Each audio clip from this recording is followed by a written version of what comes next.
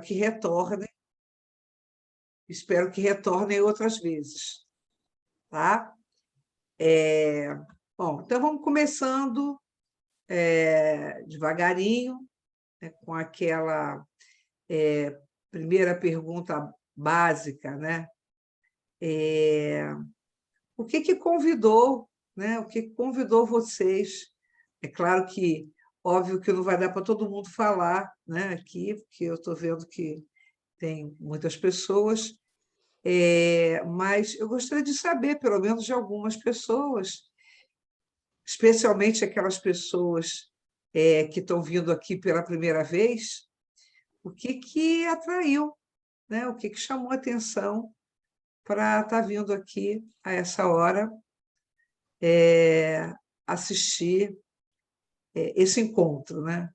Mais encontro que palestra.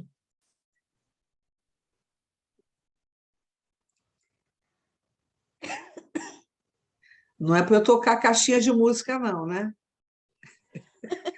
Olá, boa noite. Boa noite. Eu sou Carmen Ávila, sou psicóloga e já ouvi falar muito de você, mas é a primeira vez que eu participo de algum evento com você. Muito prazer, prazer de estar aqui participando também.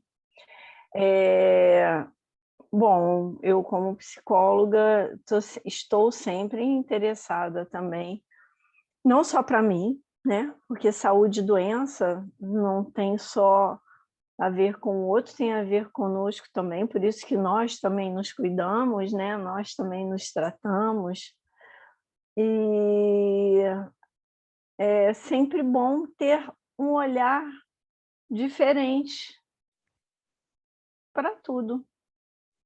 Doença, saúde, né? O ser humano como um todo também, né? E sempre novas experiências. Ok, obrigada. Nada, muito prazer. Prazer também. Thalia colocou uma mensagem aqui, peraí. Deixa eu ver.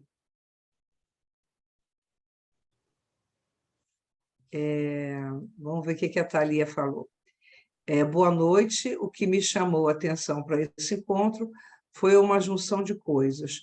Passei os 2 últimos anos estudando o processo saúde e doença para o mestrado, e no meio disso acabei descobrindo uma doença crônica que modificou significativamente minha forma de me posicionar na vida. E, além disso, por estar vivenciando isso de um modo tão forte, tenho buscado trazer isso para a minha prática enquanto psicóloga também. Ok, obrigada, Thalia. Espero poder acrescentar para você um pouco mais de informações, né? Que a gente imagina que você fez uma pesquisa para mestrado, a gente imagina logo que é um trabalho bem aprofundado, né? Então, espero poder te trazer alguma novidade.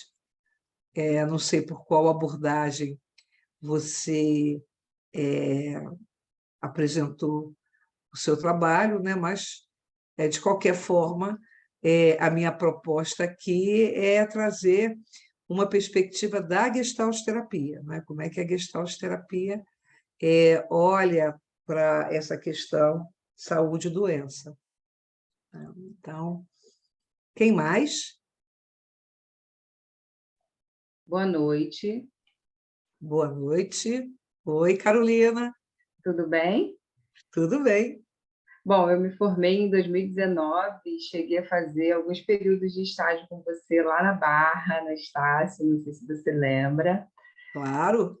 E recentemente eu concluí a pós-graduação em clínica, né, com ênfase em Gestalt, venho atuando pela abordagem, apaixonada, né? Me apaixonei no nosso encontro lá na faculdade. E vim aqui para te ouvir, para aprender mais um pouquinho, para rever. Que bom. Alguém mais?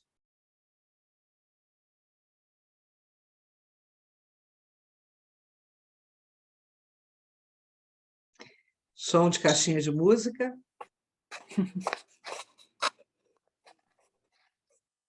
Boa noite, Eliane.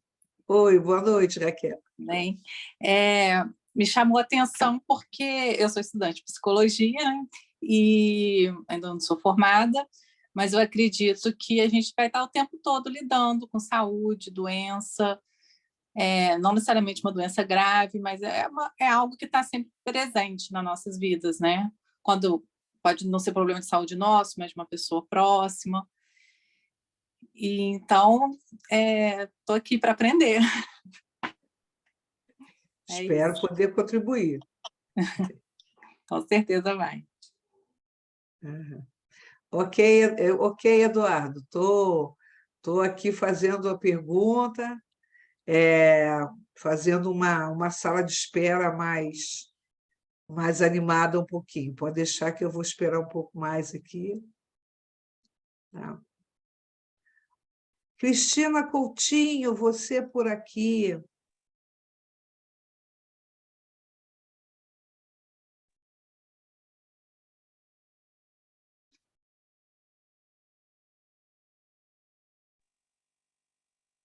Obrigado, Mariana. Eliane, Fale, Brenda. pois é. Então, assim, eu vim por você também. Queria te ver, tô morrendo de saudade. Então, posso falar mais.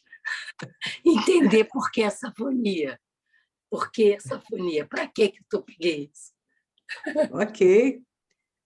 Espero que saia com alguma mensagem, né?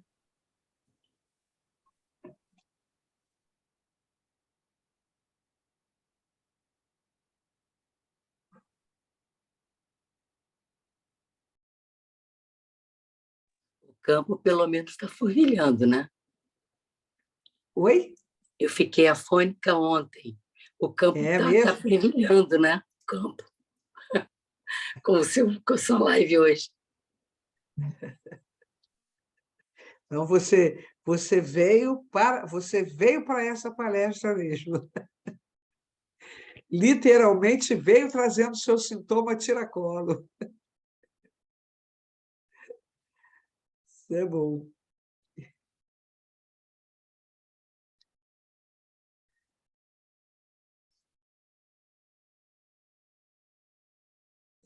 Vamos lá. Quem mais? Eduardo, você me libera quando puder, tá? Boa noite, Renata.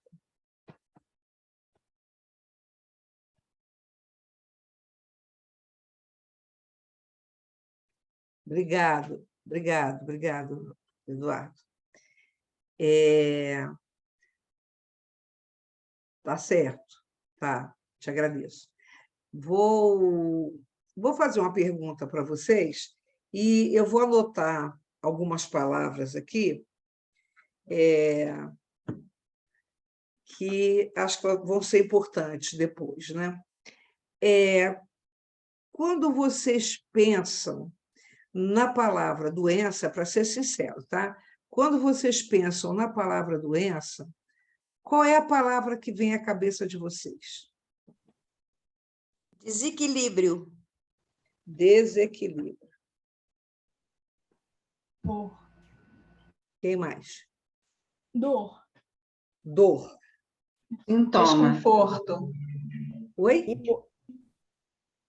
Eu falei sintoma. Desconforto. Desconforto.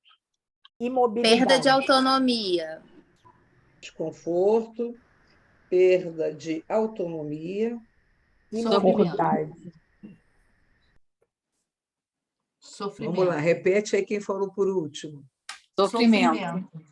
Sofrimento e quem mais? Imobilidade. Cama, né? Prisão na cama. Prisão na cama. Sintoma. Prisão na cama. Sintoma. Morte. Etapa. Qual? Etapa. Etapa. Organismo. Ui, feijão. Dependência. Dependência.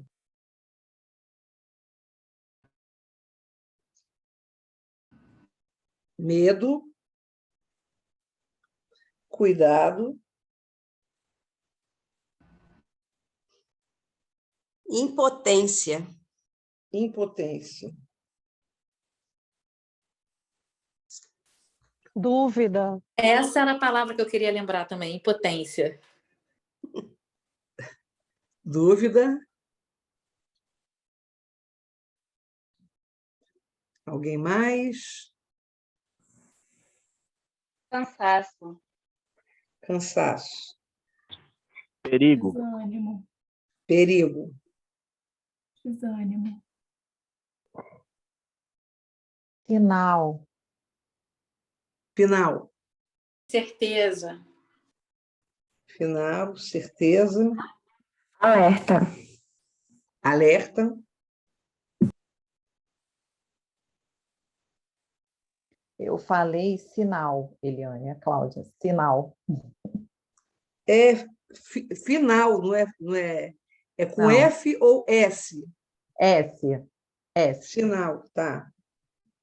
Sinal, Tratamento. tratamento, Médico. médico, angústia, angústia. Acho que já está legal, né? Então, vocês escutaram, né, o que as pessoas foram falando, né? Então, o que eu anotei, né? Desequilíbrio, dor, desconforto, perda de autonomia, sofrimento, prisão na cama, sintoma, morte, dependência, medo, cuidado, impotência, etapa, dúvida, cansaço, perigo, sinal, certeza, alerta, tratamento, médico e angústia. Não é? Então, vocês devem ter, não é muito difícil, né, de vocês observarem que a maior parte das palavras que a gente utiliza quando a gente fala em doença são palavras negativas, né?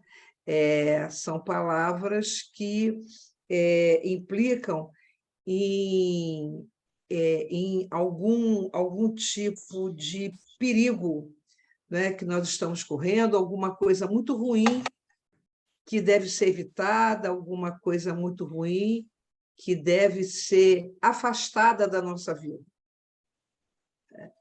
Então, acho que a gente pode começar a ir falando um pouquinho dessa visão, né, sobre saúde e doença. A gente não pode esquecer que nós vivemos numa cultura em que juventude, beleza, né, elas são o grande objetivo, né? Se manter jovem, se manter bonito, né? E tudo que não é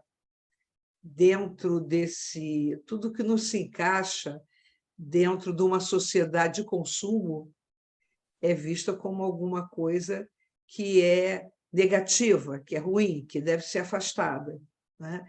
Então, não é de espantar que a gente, desde sempre, né, mergulhados nessa nossa cultura, que desde sempre a palavra doença assuste, inclusive algumas doenças que são as doenças que podem ser doenças terminais, são palavras, inclusive, que têm um tabu sobre elas, né? Algumas pessoas nem falam a palavra câncer, algumas pessoas falam CA ou falam aquela doença, né? Ou aquele bichinho, mas não falam a palavra câncer, né? Então, nós somos educados para olhar para a doença como alguma coisa que simplesmente tem que ser afastada da nossa vida. Isso não faz parte, né, a nossa concepção é que isso não faz parte de nós.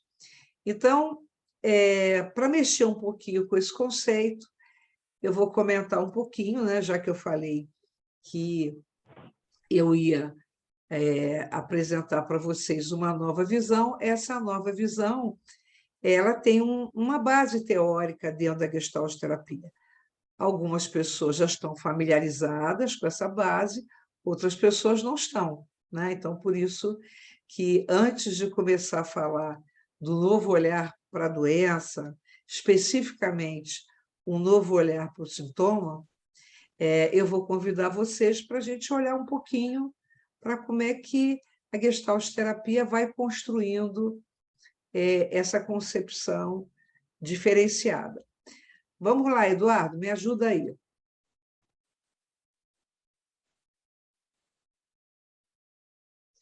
Então, está aí, né?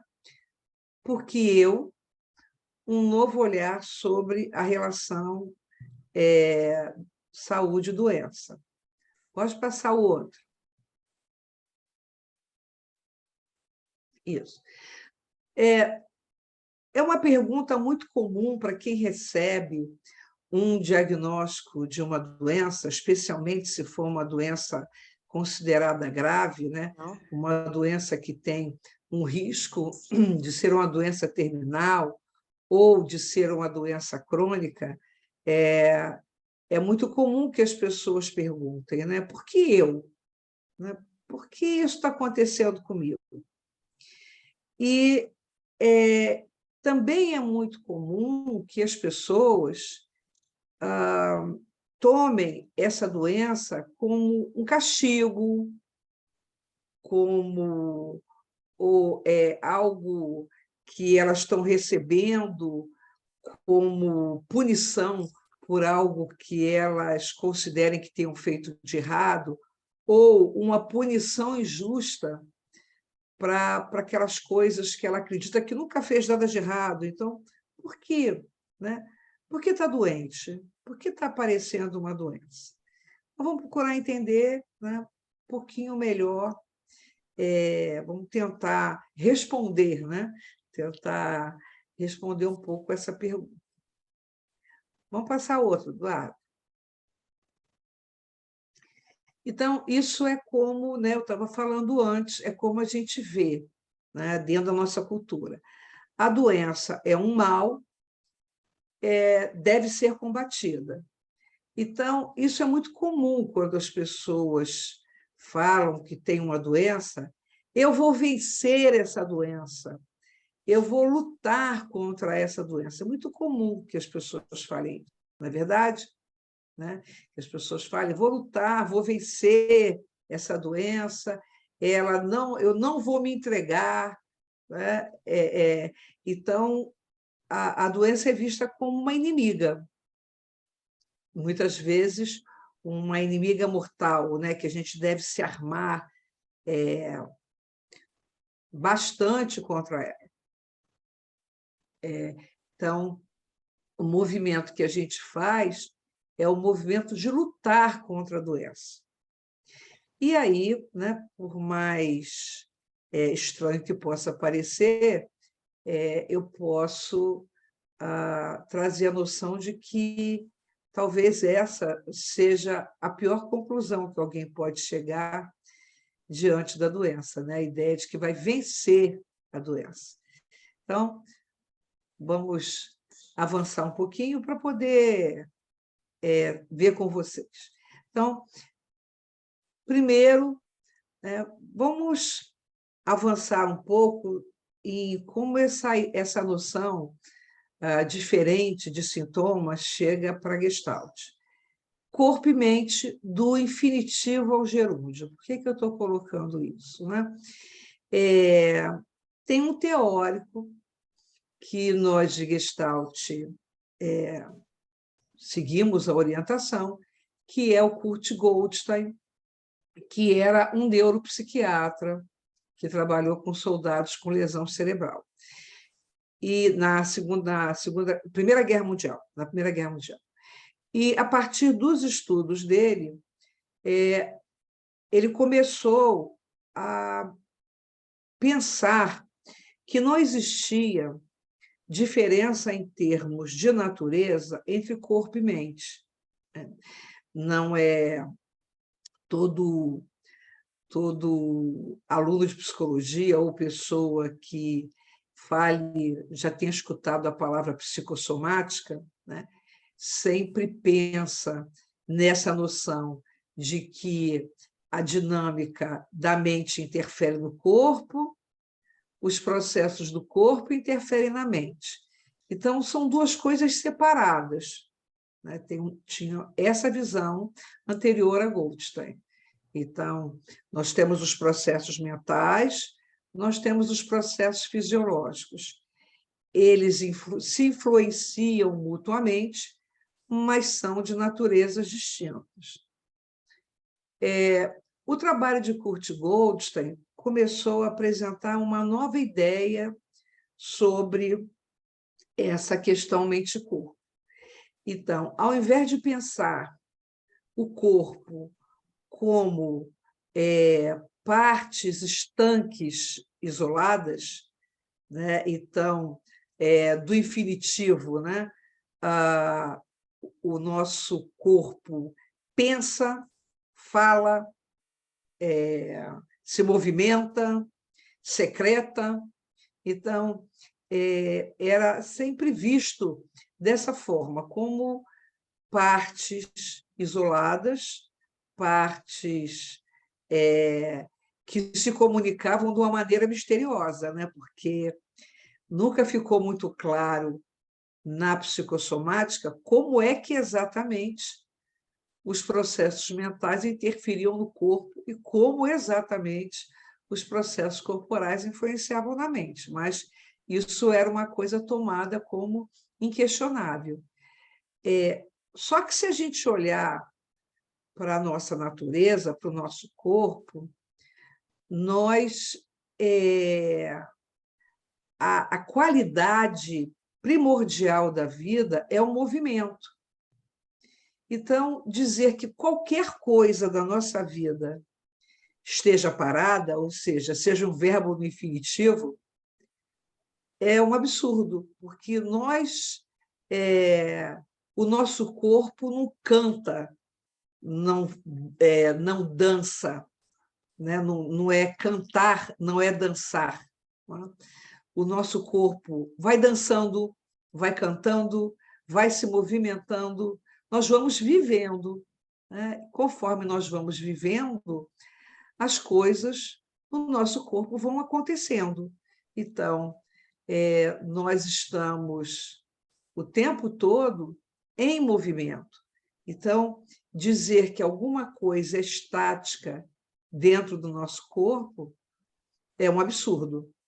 Então, nessa mesma linha de raciocínio, o Goldstein pensa corpo e mente como uma continuidade, né? Pode colocar outro slide, Eduardo? Então, vamos lá. Sistemas do organismo. Como é que, antes do Goldstein, a gente poderia olhar o organismo? Como sistemas isolados, né? Ali, sistema respiratório, sistema circulatório, sistema digestório, todos os sistemas ali separadinhos. Como se nós funcionássemos assim, né? Como se o nosso corpo fosse só um somatório de estruturas. Então, eu tenho um sistema circulatório, que tem junto um sistema respiratório, que tem junto um sistema digestório, né? Que tem junto um sistema muscular, um sistema reprodutivo, um sistema esquelético, muscular, e por aí afora. Não é? Então, como é que essas coisas, né? E não é à toa que foram aparecendo as especialidades da medicina. E, muitas vezes, o que acontece é que o médico que cuida da respiração não tem noção do que acontece no sistema esquelético, não tem conhecimento do que acontece no sistema muscular. Como é passado para a gente como se esses sistemas eles pudessem funcionar isoladamente, separadamente. Quando, na verdade, o nosso organismo ele funciona ali como um processo. Ele funciona como uma rede articulada, mais parecido com o rizoma. Então, o nosso organismo não funciona, embora, obviamente, é claro, gente, que ele tem sistemas diferenciados, esses sistemas eles funcionam, todos eles, simultaneamente, de forma interligada. Tá? Eu vou tirar um pouquinho aqui o slide, depois eu volto para conversar um pouquinho com vocês, porque quando tem o slide aqui eu não vejo vocês. Eu queria ver vocês e saber como é que está até aí. Né? O que está chamando a atenção até aí? Se tem alguma dúvida, algum comentário. Até aqui está fantástico, doutora Eliane. Oi? Até aqui está fantástico. Espera aí que eu não estou te vendo. Deixa eu passar aqui um pouquinho para poder ver. Quem falou?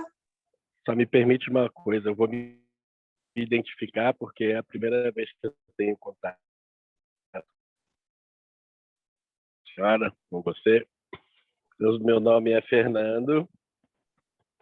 É que o meu áudio acho que ficou ruim.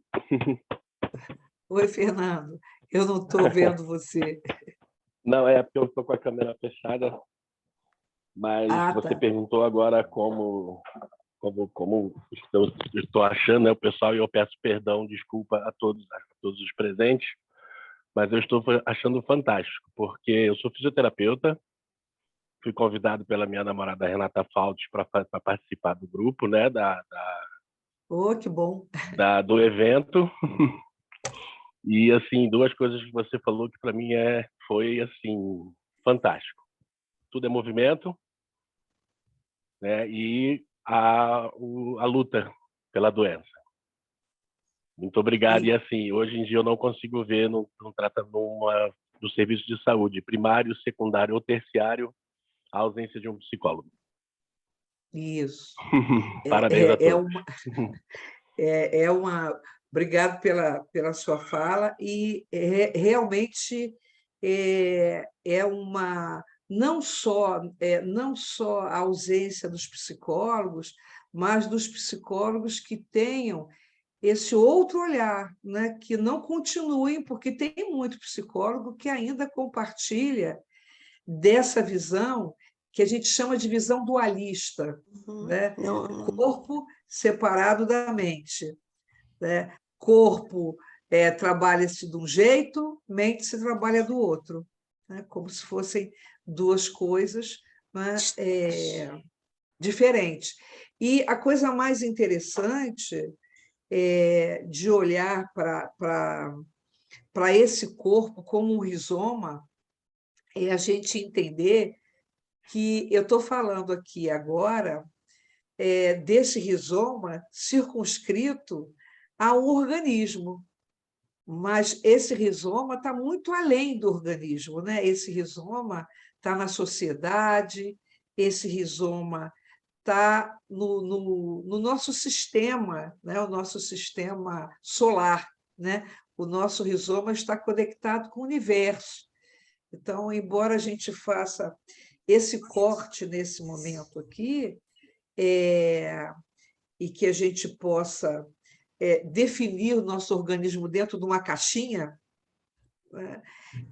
O funcionamento dele não se prende só a essa caixa fechada, né? Com alguns orifícios, que é o nosso corpo, né? Ele vai para muito mais além disso.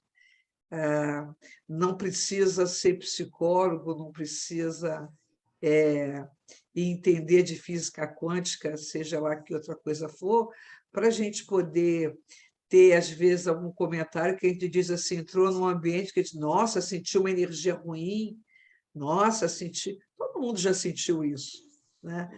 O ambiente está carregado, nossa, passei perto de uma pessoa e me arrepiei.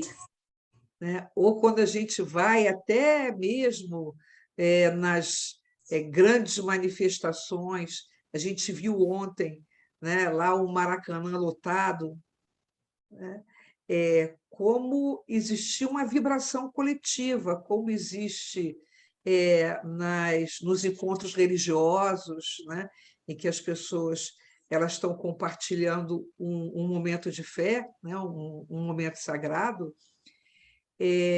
existe uma percepção dessa expansão, né, de que esse nosso rizoma não é circunscrito ao corpo. Mas vamos ficar com a parte que nos cabe agora, né, que é essa caixinha lá com os orifícios, né, que é o nosso organismo. Então, quando nós estamos falando aqui de organismo, nós estamos falando, então, dessa relação mente-corpo juntos. Quando eu falo aqui organismo, eu não estou falando de fisiologia só, eu estou falando de uma unidade entre os processos mentais e os processos fisiológicos. Vamos lá um pouquinho, vamos de novo, Eduardo, coloca aí o próximo.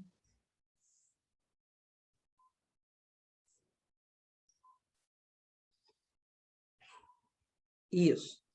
Bom, se a gente entende que o nosso corpo ele é um sistema, ele é uma rede, né? Que é uma rede integrada, eu não posso imaginar que nenhuma parte do nosso organismo pode ter uma tendência essencial para a desorganização. Né? Nenhuma parte do nosso organismo ela é preparada para se desorganizar. Isso não pode ser uma tendência original do nosso organismo. O nosso organismo ele só busca a organização, ele só busca a estabilidade. Então, é só a gente pensar o nosso organismo ali, né, como essa figurinha que tem aí. Né? Se uma parte dessa está organizada para desorganizar o sistema como um todo, não tem uma forma que se cria com isso. Né? Então,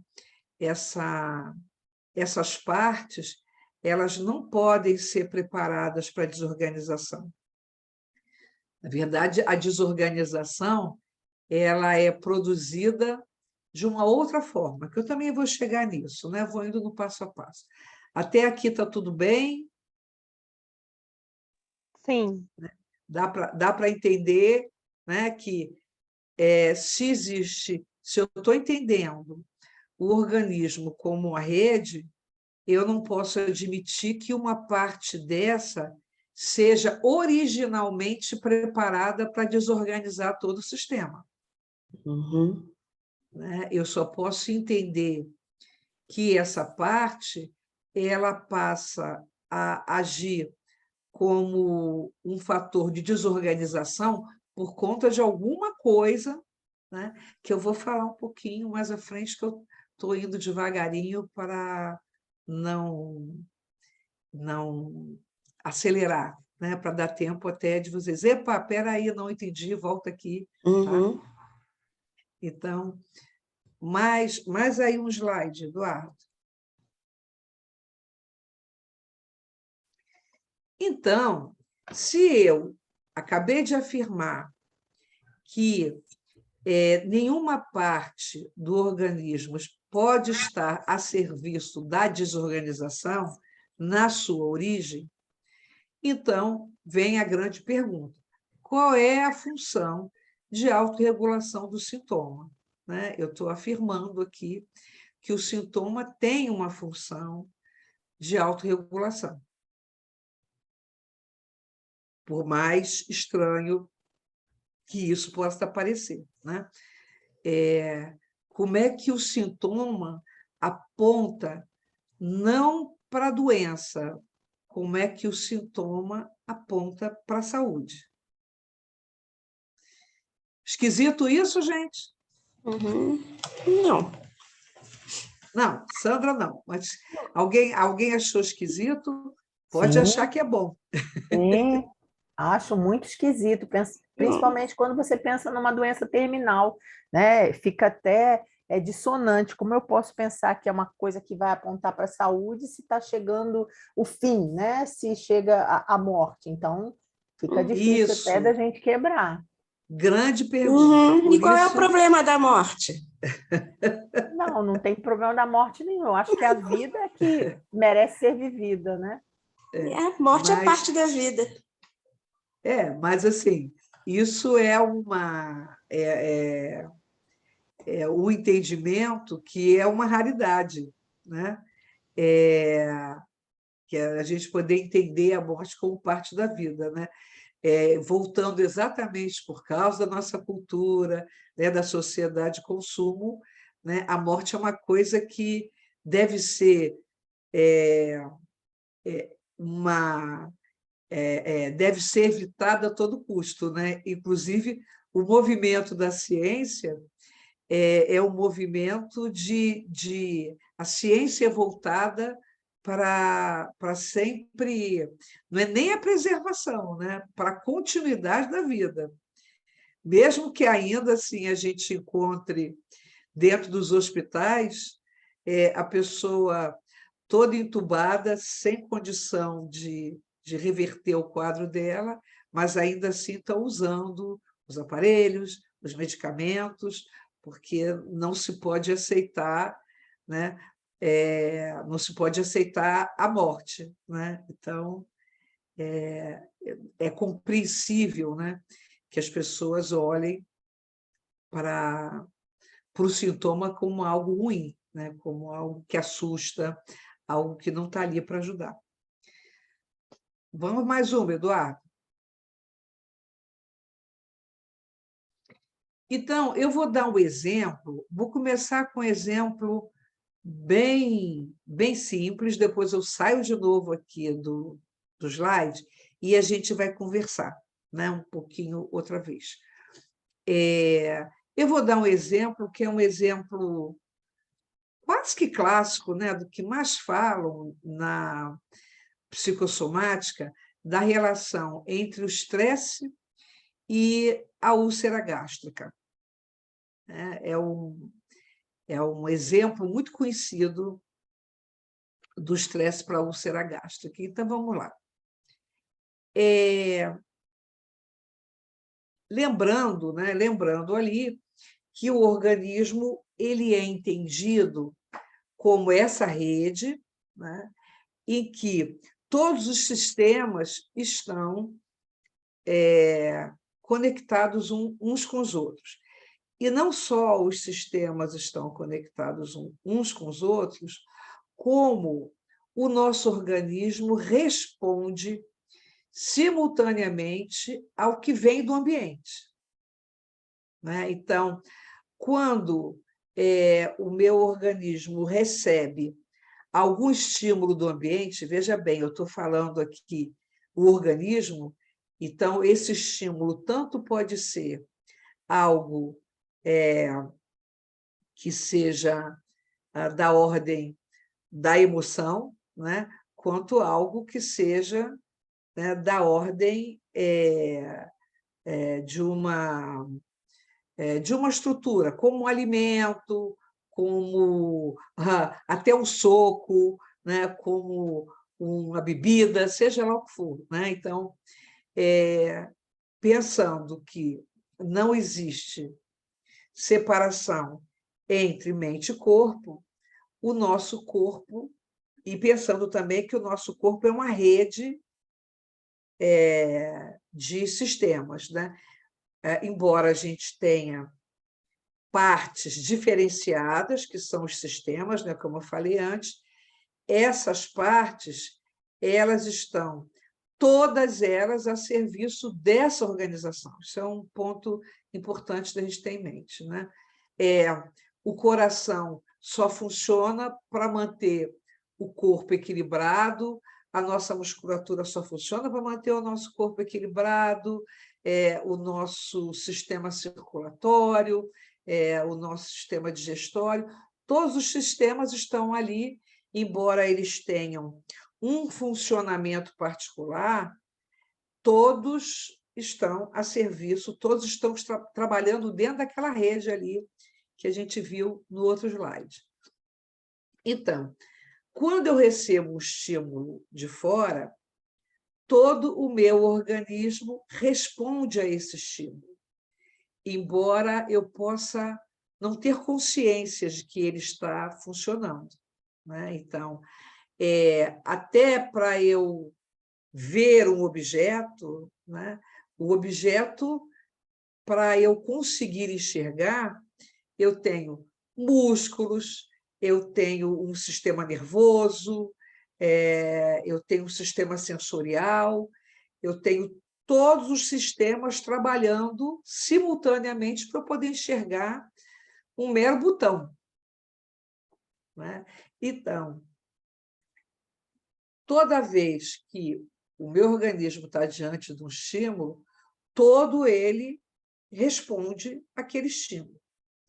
Bom, especificamente em relação ao estômago, o que acontece com ele? Quando a gente ingere alguma coisa, não vou dizer só alimento, né? Porque a gente pode ingerir um prego. Então, qualquer coisa que eu vá ingerir, automaticamente o meu estômago começa a secretar o suco gástrico, que é um ácido que tem a função de dissolver aquele conteúdo, né? Que aí começa, né? vai acontecendo o processo da digestão. Bom, acho que aí começa a grande novidade. Quando eu engulo um sapo, né? Quando eu engulo um sapo, eu acho que todo mundo entende o que eu falo do sapo, né? Quando eu estou diante de uma situação que é difícil de eu lidar, pasmem vocês, o meu estômago também funciona. O meu estômago também funciona porque o meu estômago não sabe reconhecer, né? E isso por conta do nosso sistema nervoso, o nosso organismo não sabe diferenciar o que é fantasia do que é realidade, ele funciona da mesma forma. Então, quando eu engulo sapo, o meu estômago secreta ácido, só que ele não acha nada para digerir ali. E esse ácido, a quantidade de ácido, isso mesmo, dá embrulho no estômago, né? A quantidade de ácido, ela vai sendo proporcional ao conteúdo que é reconhecido de alguma maneira pelo organismo, né? Então, quando o sapo, né? Quando a pessoa engole o sapo, ela não engole nada concreto, mas o organismo entende, chegou alguma coisa aqui, e nós vamos trabalhar em função disso. Então, eu estou falando do estômago, mas todos os outros sistemas também estão funcionando. Se eu continuo a engolir sapos de uma maneira contínua, continuamente, o meu estômago vai jogar ácido nas paredes dele. Aí começa a azia, depois da azia, a dor no estômago, depois do estômago, a úlcera. E aí, quando a pessoa percebe o primeiro sintoma, que é, por exemplo, a azia, qual é a primeira tendência que a pessoa tem? Tomar um remedinho, né, para aliviar a azia. Afinal de contas, aquilo é um sintoma, é ruim, a gente precisa se livrar dele. Aí a pessoa toma um antiácido, mas continua engolindo sapo, né? E essa da azia, né, como eu falei, né, da azia vai para a dor, da dor vai para a queimação, né, para o vulcão, e aí aparece a úlcera, que são as feridas, né, de tanto ácido no estômago. E aí é que vem a pergunta, né? O organismo, ele está simplesmente falhando? Ou o que está acontecendo com ele é uma sobrecarga? De que sobrecarga é essa que eu estou falando? Eu estou falando de uma sobrecarga que vem da relação da pessoa com o ambiente. Então, é claro que isso daí, gente, não é uma... eu vou falar até um pouco mais isso para frente, não é uma coisa mágica, né? A gente não vai simplesmente, depois que a úlcera se instalou, mesmo a gente parando de engolir sapo, a gente vai ter que tratar da úlcera, né? Mas, se a gente consegue tratar dessa úlcera, se conseguir, né, com certeza, alguma outra parte do organismo vai começar a falhar, entre aspas. Então, não é o organismo que está propenso a falhar, ele falha na sobrecarga. E a gente não percebe, né? Os processos do nosso organismo, né, são processos que, na maioria das vezes, vão acontecendo fora da nossa consciência. Então, quando a gente começa a se dar conta de um sintoma, é porque aquele processo já está ficando cristalizado. Que processo é esse que está sendo cristalizado? A nossa forma doente de relacionamento com o ambiente. Então, a doença, ela envolve muito essa questão da nossa relação doentia com o ambiente. Para Goldstein, toda doença ela envolve uma relação tóxica do organismo com o ambiente. E o que vai determinar qual parte do organismo vai ser lesionada primeiro ou preferencialmente? Aí sim a gente tem uma influência genética, né, ou os nossos hábitos, né, os nossos hábitos de vida, né, quando a gente tem, você tem uma vida sem exercícios, sem alimentação correta, né? É claro que, de alguma forma, você está preparando o seu organismo para se fragilizar diante da própria sobrecarga que você vai dar para ele. Vou tirar aqui o slide, né? Eduardo, tira para mim o slide, para a gente poder falar um pouquinho se ficou claro, ficou confuso, se fez sentido. Fez sentido, Eliane. O sinal é quando a gente coloca um alarme no carro e ele dá de apitar. Aí, em vez de a gente correr lá para ver o ladrão, a gente desliga o sinal, desliga o alarme. E já parou, pronto, tá bom. Então, a gente vai lá e toma um antiácido. Desliga o sinal. Mas a coisa continua, né? E os sapos vão ficando. Acabei de tirar minha tireoide, aí os sapos ficaram aqui. Esses nem desceram. Então é isso aí, realmente. É complicado, às vezes, olhar o adoecimento ainda como um sinal de saúde do corpo, né?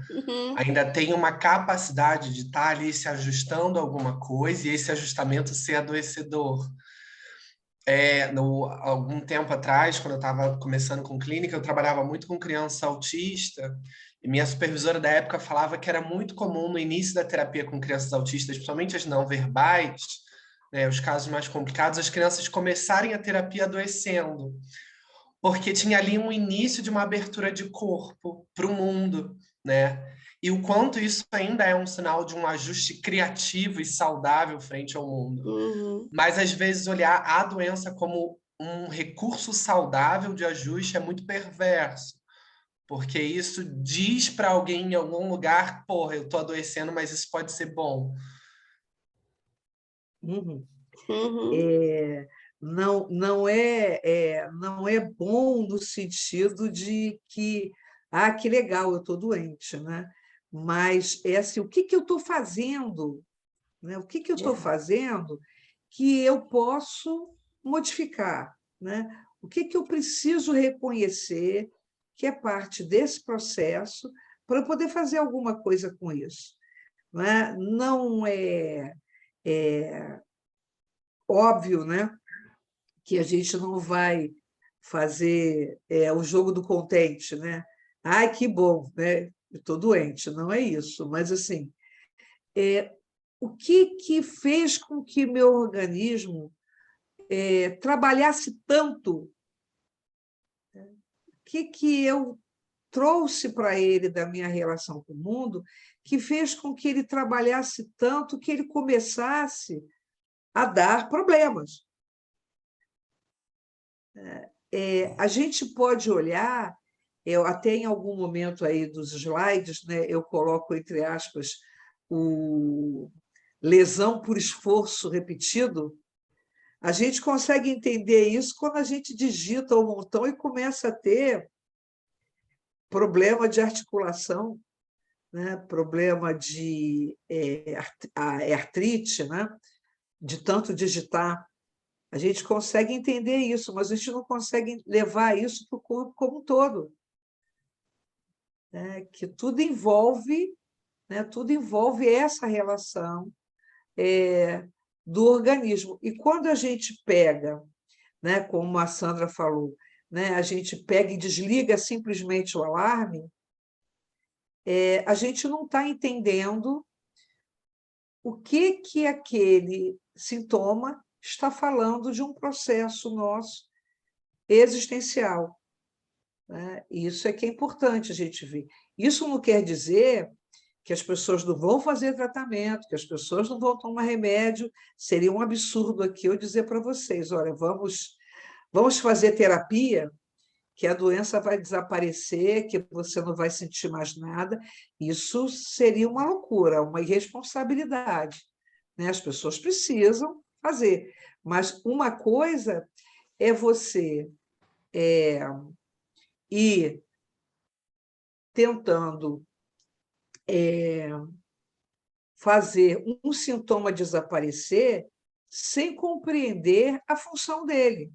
Para que ele está ali? O que ele está fazendo ali? Então, não é uma coisa da pessoa se sentir castigada, né? Sentir que ela recebeu um castigo divino pela doença. Não.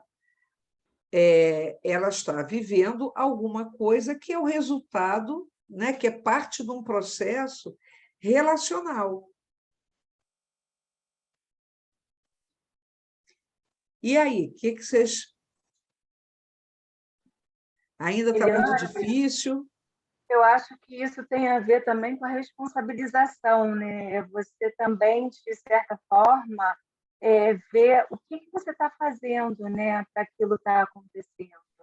É o famoso para quê também da Gestalt, né? Para que isso está acontecendo comigo? Né? Vai muito além só de tomar um remédio, de fazer um tratamento, tomar um antiácido, né? Então, assim, essa pergunta, né? Por que eu? Né? Então, assim, na verdade, a pergunta deveria ser: o que isso é parte da minha vida? Né? O que isso é parte da minha história? O que isso é parte do meu estar no mundo? Se a gente não conseguir compreender isso, a gente vai continuar pensando nessa ideia, né, de que a gente tem caixinhas dentro do corpo que misteriosamente se comunicam uma com as outras, né, ao invés de pensar no organismo como uma totalidade. Alguém mais?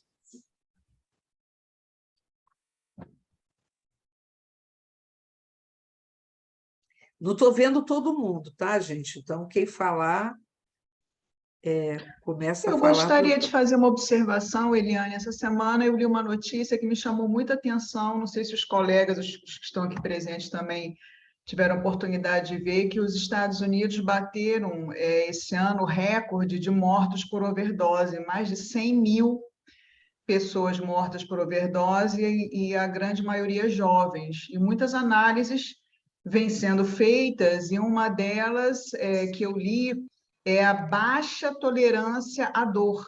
Qualquer dor, os médicos estão prescrevendo opioides. E isso está levando as pessoas, em função do acesso, da baixa tolerância, né, essa questão da dor, como eles olham só o sintoma, não olham a pessoa como um todo, diagnostica, medica, a pessoa quer se livrar da dor, acima de tudo, e isso tem levado a um aumento muito grande do uso de opioides, e aí começa a entrar os traficantes, falsificando remédios e tal.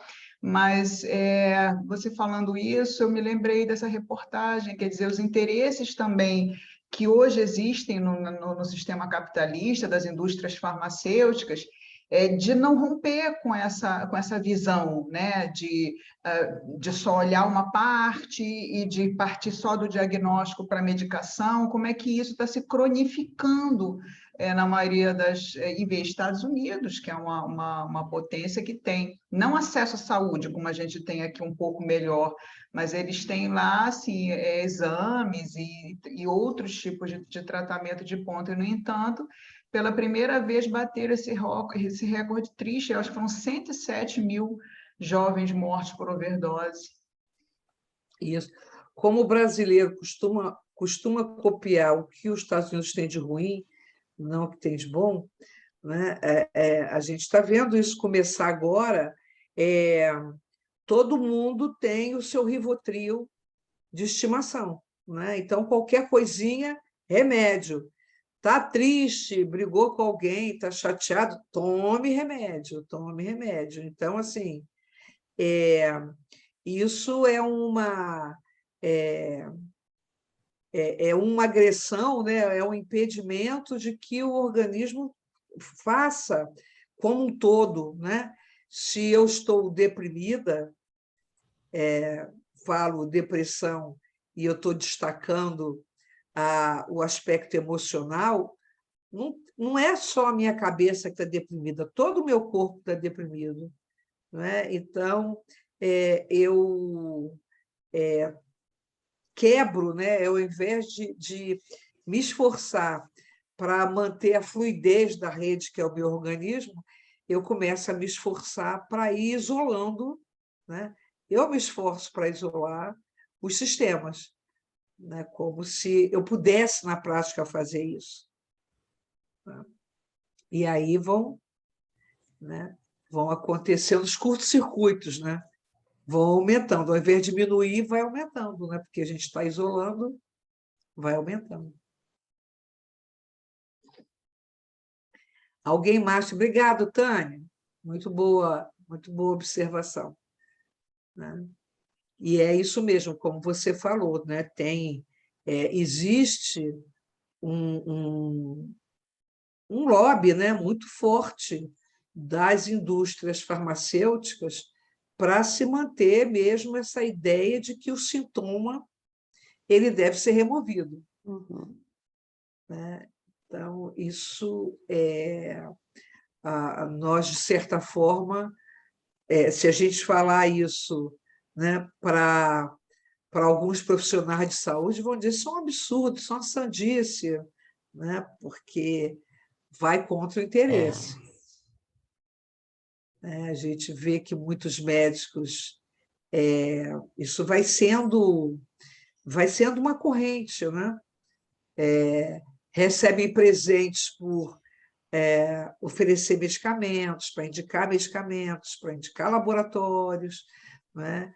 Então, essa visão dualista, né? Essa visão do organismo isolado, né? De partes isoladas, ela vai se perpetuando, né? Com isso. Eu lembro que, quando os meus filhos eram pequenos, eu perguntei para o pediatra deles se eles precisavam tomar alguma vitamina. E eu achei muito engraçado, nunca mais esqueci disso, né? Aquela coisa da mãe preocupada, né? E o médico falou, eles não têm boca?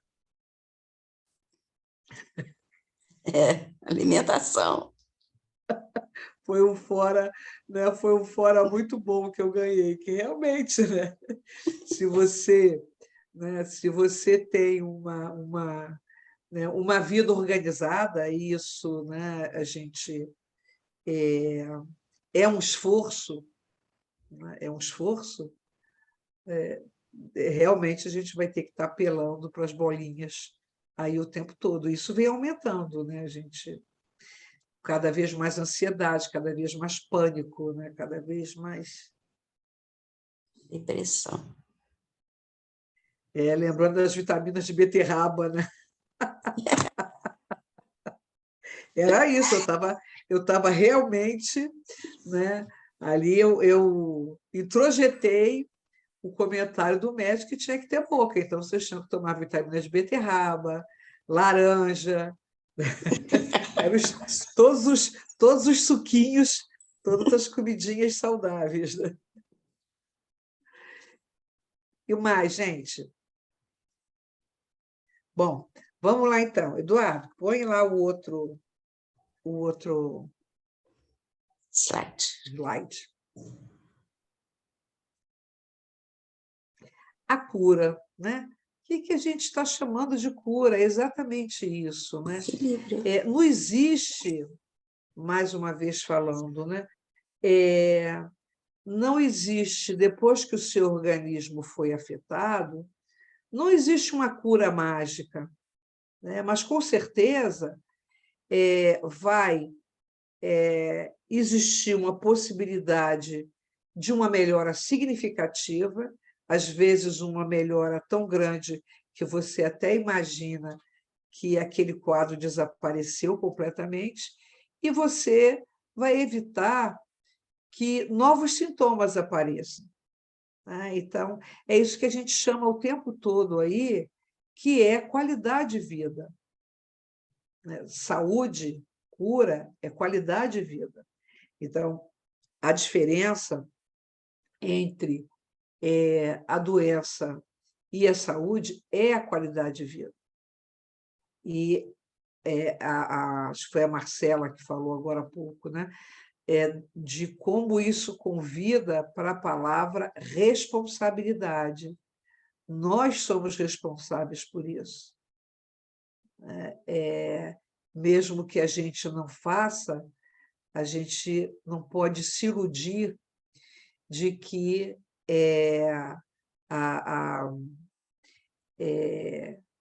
simplesmente, se eu subir com o sintoma, eu vou estar resolvendo o problema. É isso que a gente não pode acreditar.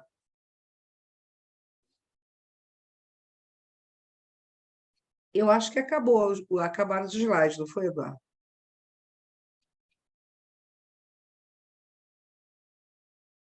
Sim. Sim, obrigada. Pode tirar, então.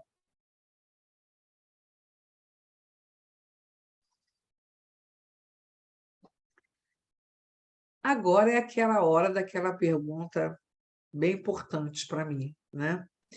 O que vocês estão levando daqui? como é que isso está chegando até vocês, né? Contribuiu de alguma forma, trouxe uma novidade, trouxe uma reflexão.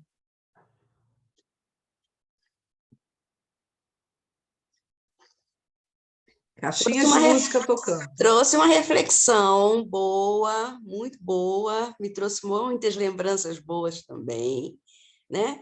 Eu ousaria perguntar, em vez de você perguntar por que eu, por que não coloca por que não eu? Né?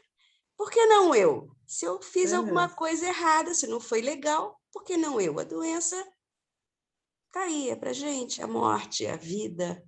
É escolher o caminho melhor, já que o correto exatamente a gente nem sabe qual é. Ok. A gente só sabe hoje, né? Só tem o aqui e agora, né?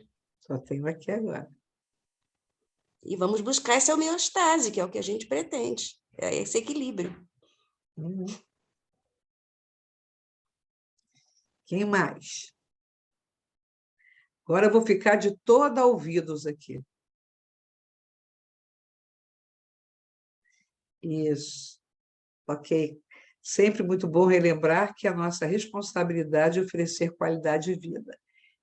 Oferecer só não, usufruir da qualidade de vida, né?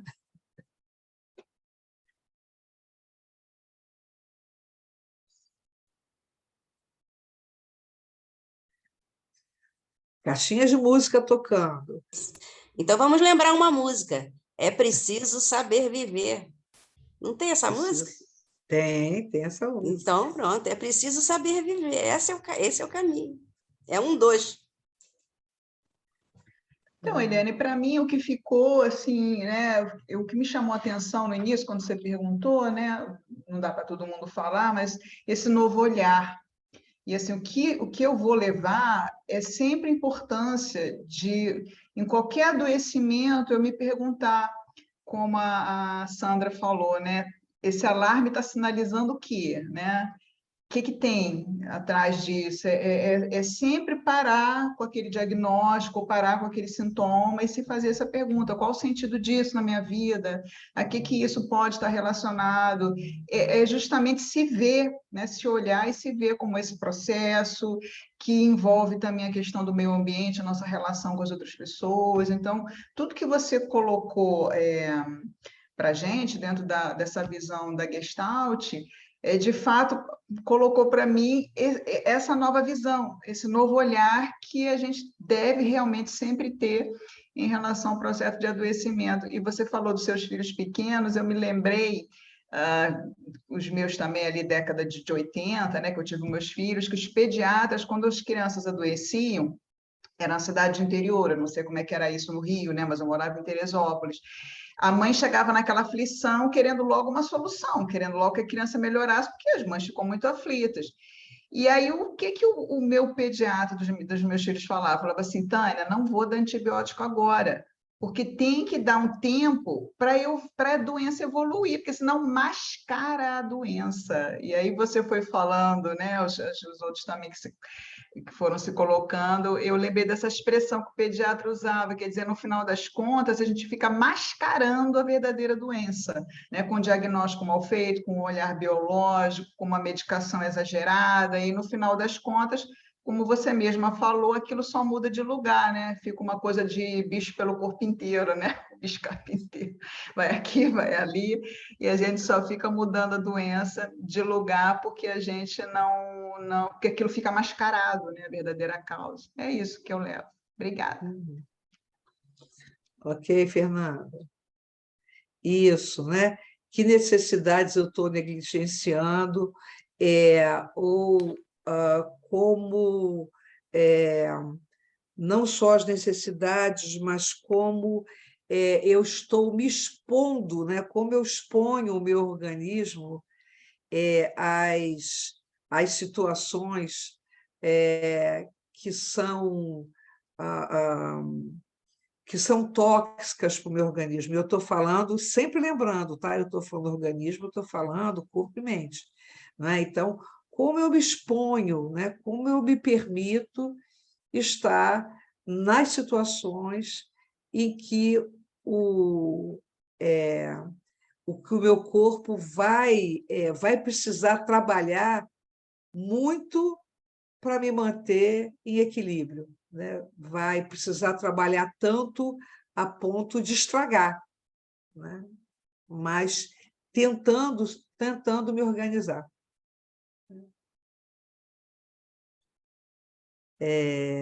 Kátia achou Tânia, Tânia achou a Kátia, eu vi. Eu vi. Eliane, Oi. queria falar duas coisas, né? Uma que, quando estava falando aí há pouco a questão do como é estranho, né? Achar, poxa, que bom, né, que eu fiquei doente, porque isso diz alguma coisa, né, que tem alguma coisa errada e tal.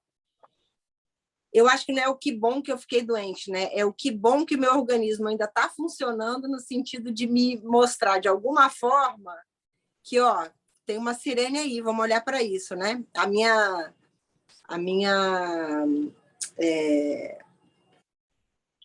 enfim, me fugiu a palavra, mas o organismo está funcionando, né?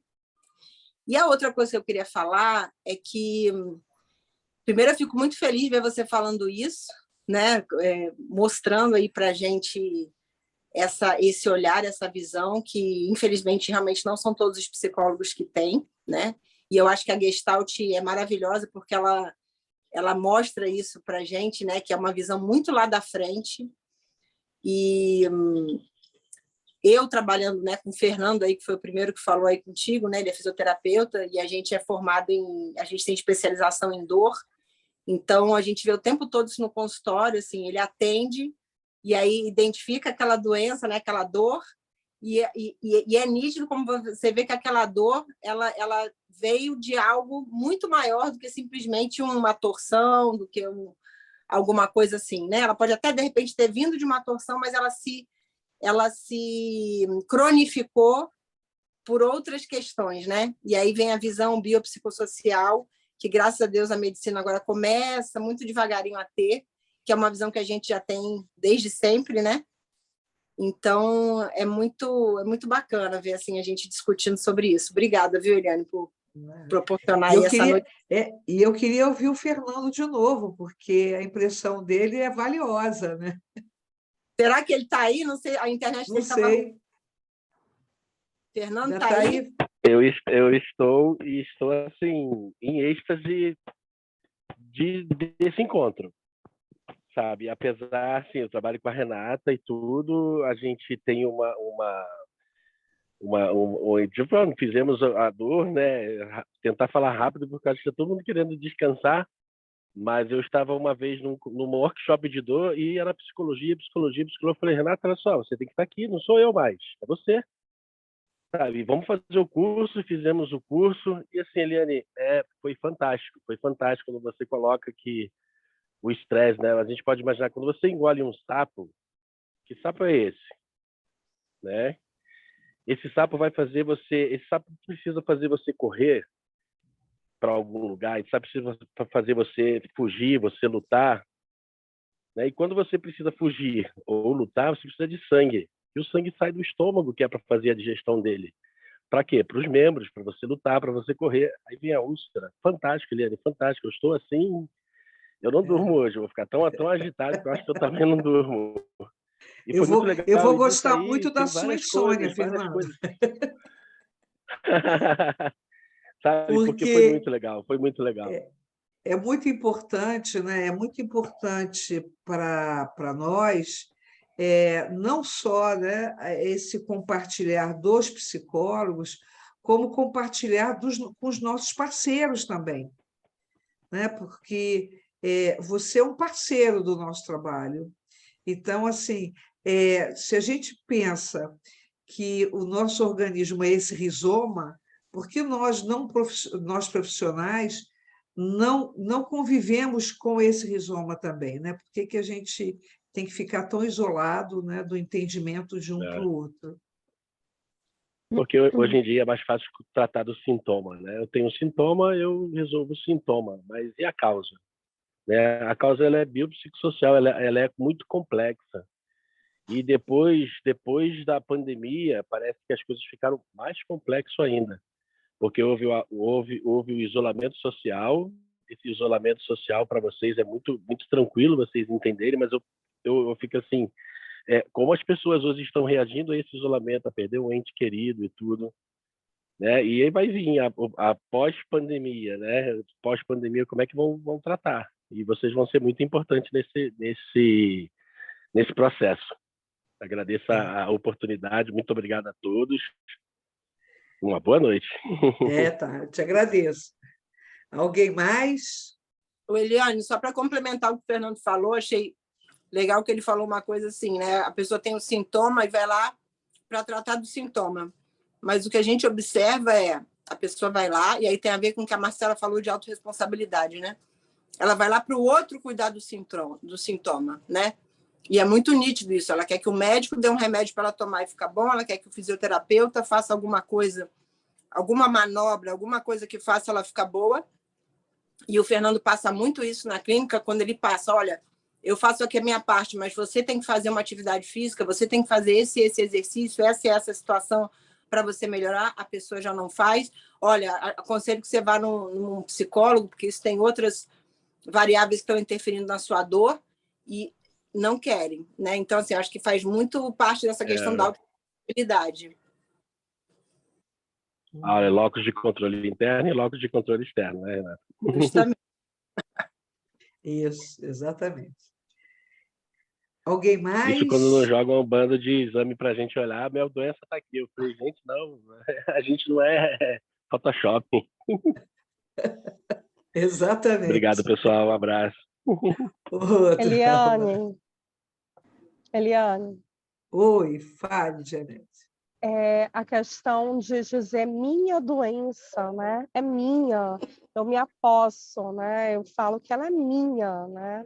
Até parece que eu estou colada com ela. E a colega aí perguntou, né?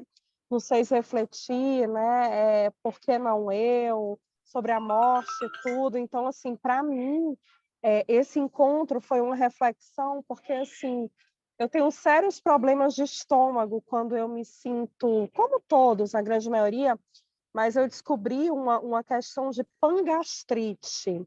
Aí eu falei, pangastrite, o que é isso? Eu sei o que é gastrite, pangastrite.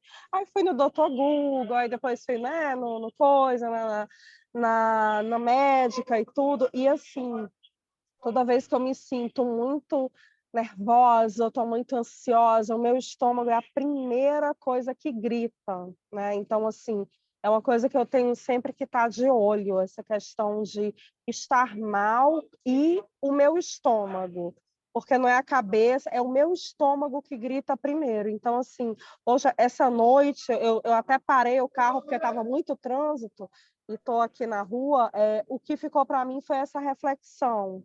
E, geralmente a gente pensa a doença como realmente algo ruim, né? Algo muito ruim. E me dá logo o remedinho para passar a dor. Eu sou uma que, assim, não aguento sentir dor, então me dá logo o remedinho, né? E isso é uma coisa que a gente percebe muito na sociedade em geral. Né? Então, quero te agradecer aí. Então, Brenda, você. Obrigada, Janete. Deixa eu ver se eu consigo falar. Tem uma metáfora que eu acho muito interessante.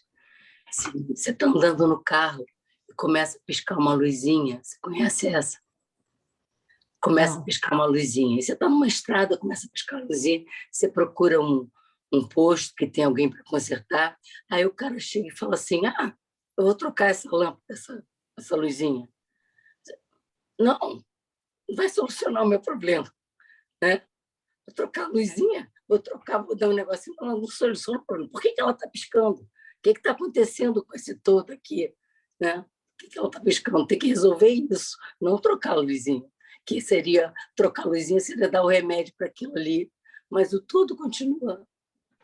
Está ótima a minha voz, não está muito sexy? Tá linda. Rod Stewart.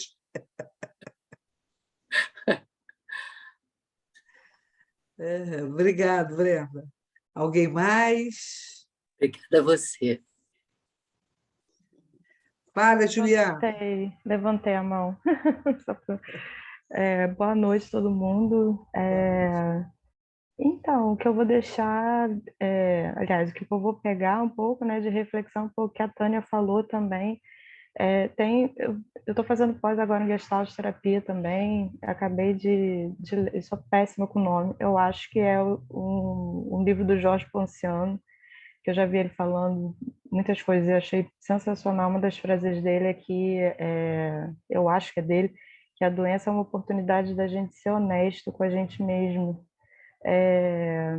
de ver o que está acontecendo, uma possibilidade de mudança naquele momento. Então, me dói muito ver essa visão geral de medicina, quando sente qualquer dor e já medicaliza, porque eu fico falando assim, nossa, é uma oportunidade perdida de repente, de mudar alguma coisa que está cristalizada, de repente mudar alguma coisa para ter mais potência, sabe? Então, eu acho sensacional. Eu acho que esse era o tipo de visão que deveria ser mais compartilhada, assim, não só entre a gente. Eu fiquei muito feliz de ter visto, né, que tem os fisioterapeutas aqui, mas assim, por outras classes também, sabe? Até mesmo de psicólogo, mas outras pessoas da área da saúde. Acho que isso era um tipo de visão que merecia muito ser compartilhada, porque aí eu acho que cai justamente no que a Tânia estava falando de overdose. Porque quanto mais vai mascarando a doença, mais vai colocando remédio e o corpo grita cada vez mais alto, né? A dorzinha não fica, então a dor passou, então acabou, não tem mais dor. Não, a gente já sabe que quanto maior a resistência, mais ela vem com tudo.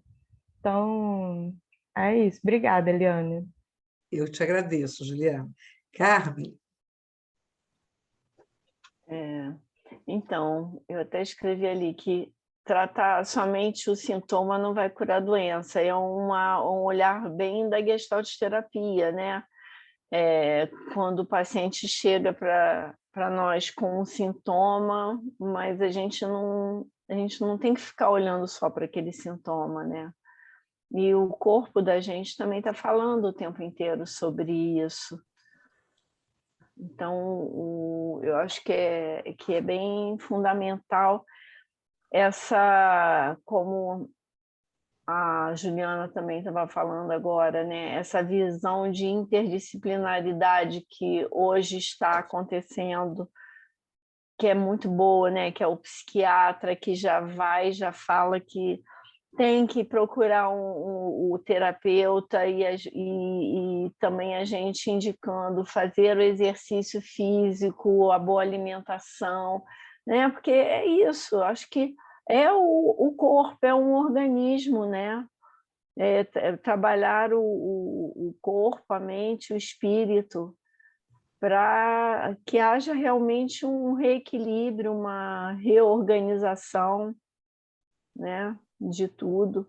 Quando você falou em engolir sapo, às vezes, quando os meus pacientes chegam e dizem, eu passei muito mal, vomitei, eu falei assim, nossa, você deve ter engolido tanto sapo que nem coube, né? Aí você botou tudo para fora. Aí a pessoa falou assim, nossa, é mesmo, eu fico imaginando. Né? Fazendo uma metáfora que às vezes assim, engole tanta coisa que tem uma hora que você não consegue mais, né? Você falou, o organismo vai digerindo, mas tem uma hora que não cabe mais lá dentro, né? E se a pessoa não entender que a questão é ela parar de engolir o sapo, vai ter uma hora que, né, mesmo ela vomitando, ela vai conseguir só queimar o esôfago, né, queimar sim. Né, de ácido. Olha, eu tenho até um exemplo muito forte na minha família. A minha mãe costumava dizer que para aturar certas situações, só estômago de avestruz, que a avestruz tem aquele negócio de comer até pedra. E a minha mãe morreu de câncer de estômago. Então, quer dizer... Ela não era uma avestruz, né? Ela não era um avestruz. Só era uma pessoa. E foi uma lição realmente que assim, eu tomei para a vida. Assim, essa metáfora foi muito forte. E aí, quando você começou a falar do sapo e da digestão, e é exatamente isso. É o quanto que você não consegue digerir mais, né? E o corpo fala exatamente de onde que é, né? Quando a doença é no pulmão, quando a doença é no intestino, né? Ele tem as razões, né? Muito As razões obrigada. relacionais. Obrigado, Carmen. Isso, muito obrigada. Obrigada. Alguém mais? Para a gente fechar? Bom, gente, chegamos então, né, no final aqui do nosso encontro. Amei conversar com vocês, né? Espero ter vocês mais vezes aqui. As pessoas que vieram pela primeira vez, espero que se animem a voltar outras vezes. A gente sempre tem algo, né, para dizer, né, algo para compartilhar aqui com vocês. E também ouvindo, né? Isso é muito bom. Não é à toa que o nome, né, é contato, então. Estamos aqui para contactar. Então, gente, que vocês tenham uma boa noite. Ok, Cláudia, obrigado. Que vocês tenham uma boa noite. Já estou ansioso para saber quando vai ser o próximo encontro. Então, em geral, o nosso encontro é mensal, né? Então, e a gente vai tentando aí variar os temas. Então, eu gostaria de ver vocês de novo e gostaria de desejar a vocês, agora, né, mais próximo, um excelente final de semana, né, para todos. Tá bem? Então, gente, beijo grande para vocês. Um Até. Grande beijo. Beijo, obrigada. Beijo, Eliane. beijo. Tchau, gente. Obrigada, Eliane. Muito Tchau, obrigada. tchau.